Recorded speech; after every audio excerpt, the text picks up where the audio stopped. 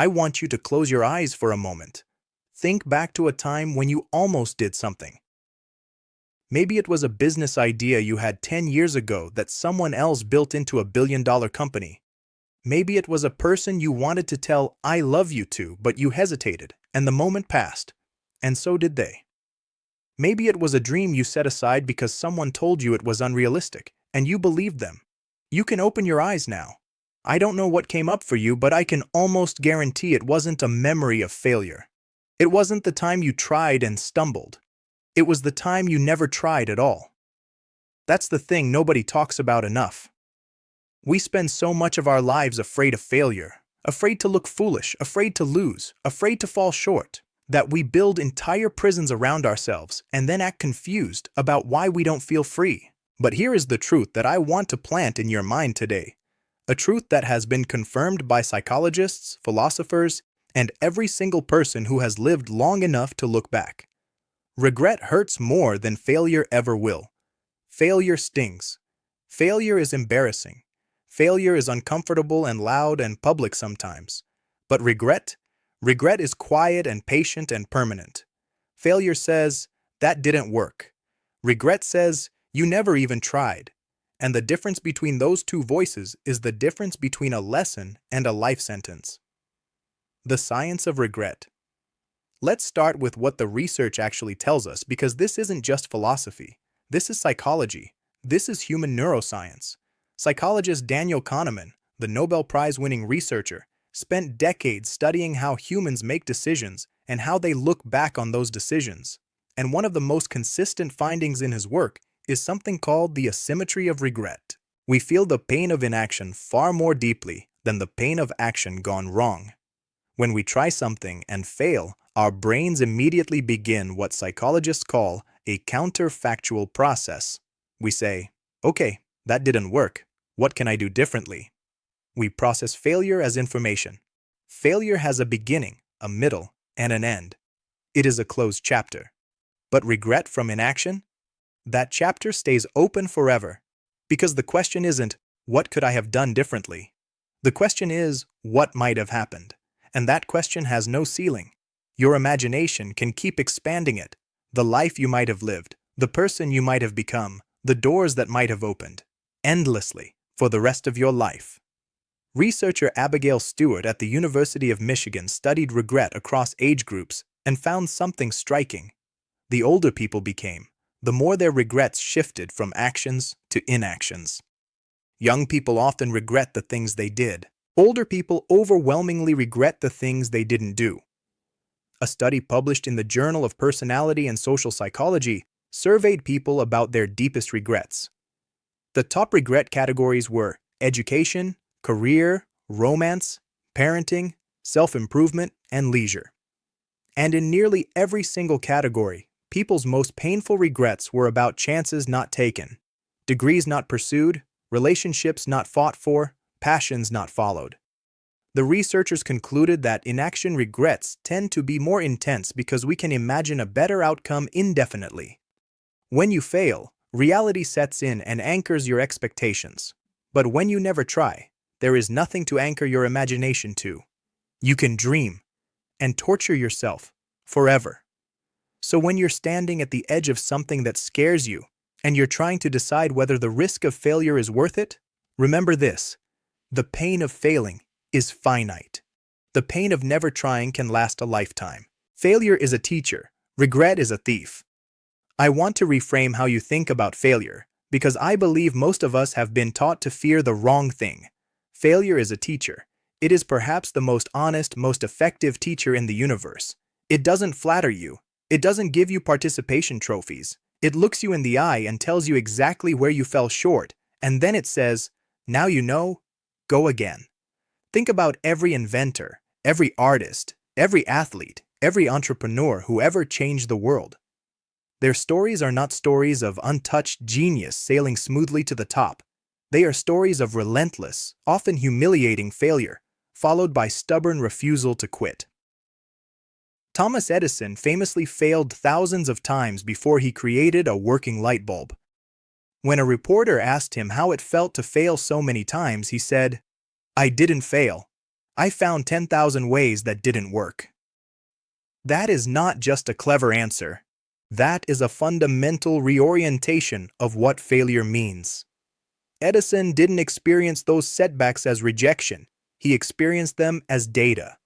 Michael Jordan, widely considered the greatest basketball player who ever lived, was cut from his high school basketball team. He used that rejection as fuel. Years later, he said, "I've failed over and over again in my life, and that is why I succeed." Oprah Winfrey was fired from her first television job and told she was unfit for TV. J.K. Rowling was rejected by 12 publishers before one took a chance on Harry Potter. Steve Jobs was removed from his own company before returning to build it into the most valuable brand in history. What do all these stories have in common? These people tried. They stepped into the arena and got knocked down, and the knocking down taught them something that sitting safely on the sidelines never could have. Now imagine if Edison had said, "I might fail, so I won't try." Imagine if Jordan had accepted the coach's judgment and never picked up a basketball again. The world would be darker, literally and figuratively. Failure teaches. Failure refines. Failure strips away what doesn't work and leaves you with something stronger. Every scar from failure is really a callus, a place where your skin grew back thicker. But regret steals. It takes years of your life and plays them back to you in the middle of the night. It whispers what might have been while you're trying to sleep. It shows up uninvited at dinner, at family gatherings, in quiet moments when you're sitting alone. Regret does not teach you anything useful. It does not make you stronger. It just keeps presenting you with a bill for a life you didn't fully live. The failure you fear and the regret you risk are not equal. One is a temporary storm you can walk through. The other is a drought that can last forever. The deathbed test. I want to take you somewhere uncomfortable for a moment, because sometimes discomfort is the most clarifying thing in the world. Imagine yourself at the very end of your life. You're old. You're tired in the best way that a well-lived life makes you tired. You're looking back at the entire journey, every choice, every crossroads, every moment where you could have gone one way or another. What will you wish you had done? Bronnie Ware is an Australian palliative care nurse who spent years working with people in the last weeks of their lives. She kept a record of the most common things her patients said they regretted. She turned those notes into a book called The Top 5 Regrets of the Dying, and what she found is both heartbreaking and instructive. The number one regret was, "I wish I'd had the courage to live a life true to myself, not the life others expected of me." Not, "I wish I hadn't failed so many times." Not, "I wish I had played it safer." Not, "I wish I hadn't taken so many risks." The number one regret, the most common thing people said at the end of their lives, was that they had suppressed their true selves to meet the expectations of others. They had lived someone else's definition of a good life, and they were lying on their deathbeds wishing they had been braver. The second most common regret? "I wish I hadn't worked so hard." But notice what that is. It's not a regret about failure. It's a regret about misdirected energy. They worked hard, yes, but often for someone else's dream rather than their own. Third, "I wish I'd had the courage to express my feelings."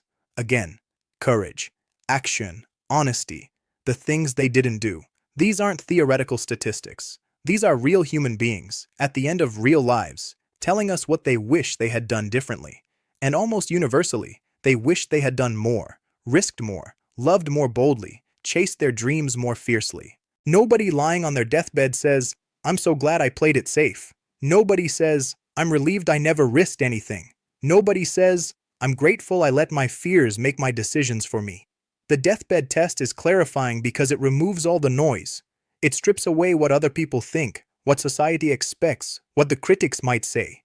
It leaves you alone with one question. Did I live? Don't wait until the end to ask that question. Ask it now. Ask it every time fear tries to talk you out of something that matters to you. How to choose action. Over regret. So we understand why regret hurts more than failure.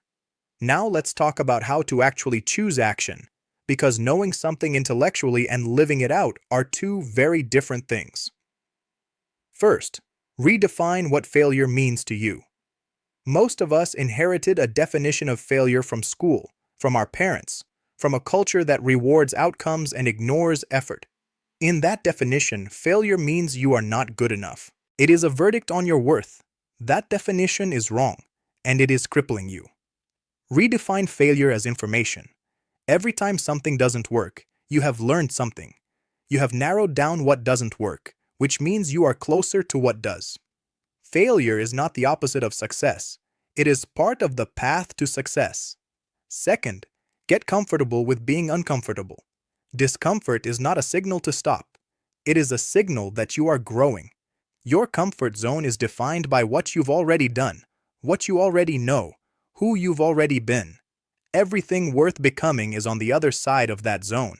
The feeling of fear before you try something new is not your body telling you not to do it. It is your body telling you that you're alive, that this matters, that you care about the outcome. Fear is not the enemy.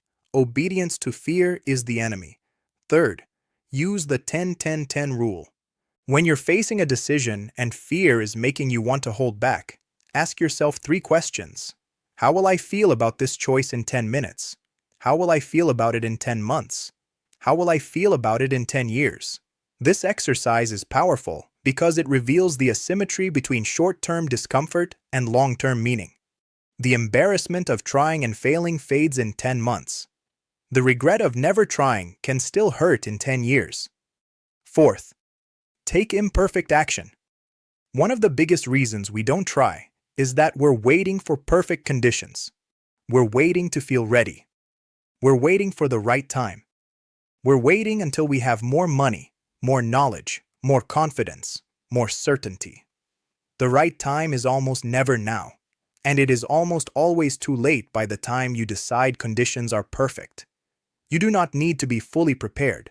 You do not need to have everything figured out.